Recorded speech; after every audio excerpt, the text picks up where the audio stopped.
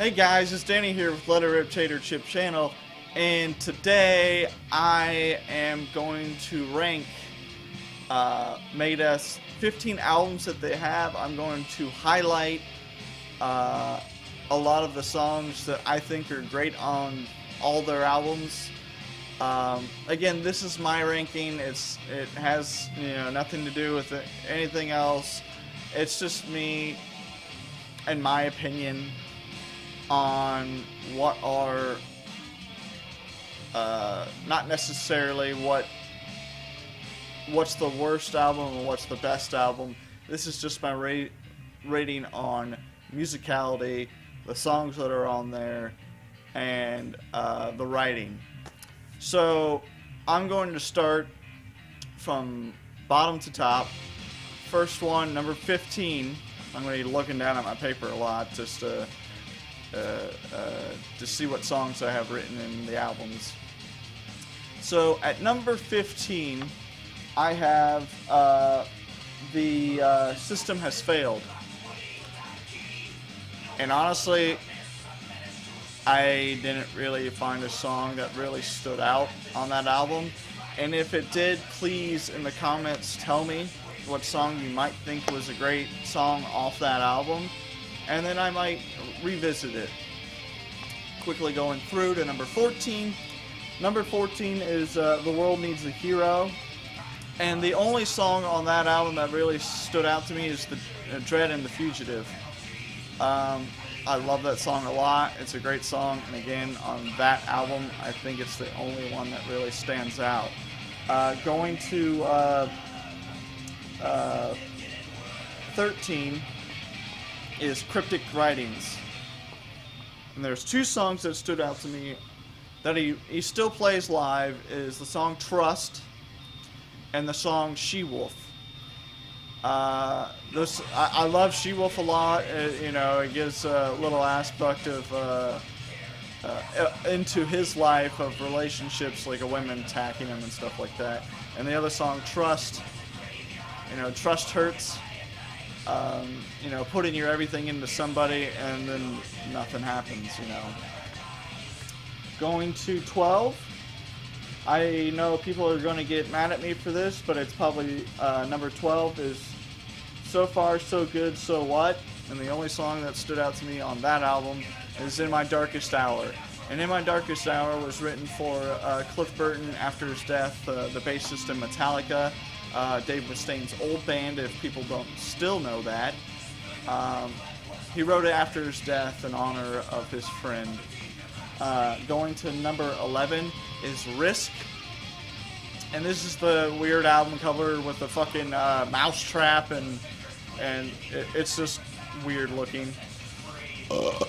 And the song that stood out on that is The Prince of Darkness. It's got eerie sounding, it's pretty cool. Quickly going to number 10 is Super Collider.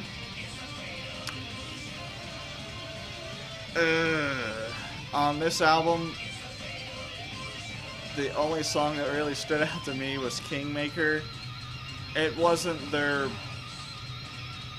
best album, to tell you. Now going to number 9, The Countdown to Extinction. And there's several songs on this album that I'll point out and show you. Is The Skin of My Teeth. Really, really love that song. And of course, Symphony of Destruction. It's really, really, really, really fucking overplayed on all metal channels and what have you. But to me, it's still a really, really, really good song. And the other song on there is Sweating Bullets. One of my favorites. It's actually my top 2 songs from Megadeth. That song, it's got one of their creepiest, weirdest music videos ever. It's got everybody in Megadeth in prison cells, and they're like an insane asylum cell, and they're all fucking going nuts and crazy. It's pretty cool. Um, at number 8, I have Euthanasia. And it's got a pretty cool album cover. It's got like this lady like hanging babies on like a clothesline. And the two songs that I have off of there is the Tout le Monde.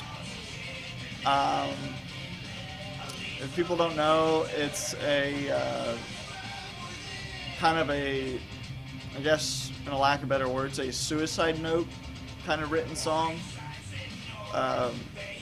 Saying, you know, don't be sad when I'm gone. You know, my body's gone, but not my mind and heart. I'll always be with you. And the other song off there is Euthanasia. I feel like it's, you know, with title tracks are pretty much the song that you try and make stand out the most. And it's a pretty good track. At number 7, I have Killing Is My Business and Business Is Good. And the only song that I really picked off of there is Killing Is My Business. And now going to number 6. And I feel like it's a wonderful album. It's United Abominations. And a couple of songs that I got off of there, or one song actually, that I want to stand out is Washington Is Next. Again, Dave writes a lot about political stuff, and I feel as, you know, he's trying to get his point across, like, hey, we need to change things, and guess what? Washington is next. Number 5, I have Endgame, and I have 2 songs off there. It's called 44 Minutes. And this was an event that happened in America where these 2 bank robbers tried to rob an armed vehicle. And our police force only had like handguns and shotguns. And these guys had AK-47s and AR-15s killing police officers and pedestrians. And then the hardest part of letting go is saying goodbye. At number 4, I have Peace Sells, But Who's Buying? And I have 2 songs up there, Wake Up Dead and Peace Sells, of course. Peace sells, but who's buying? Might be an overplayed song, but it's still a great song. At number 3, I have Dystopia. Just did a review on that album. I have Conquer or Die. I have the song Dystopia, and I have Poisonous Shadows. Poisonous Shadows is, again, like a love song.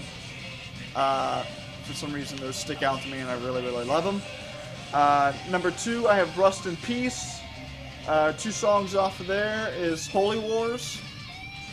Great song. And Hangar 18, Dave Mustaine's fucking masterpiece, Megadeth's masterpiece.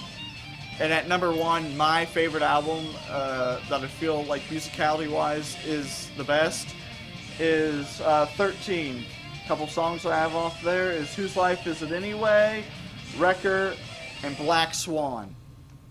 This is my ranking of Megadeth, no one else's.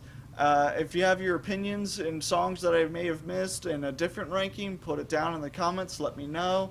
And guys, remember, let her rip, Tater Chip.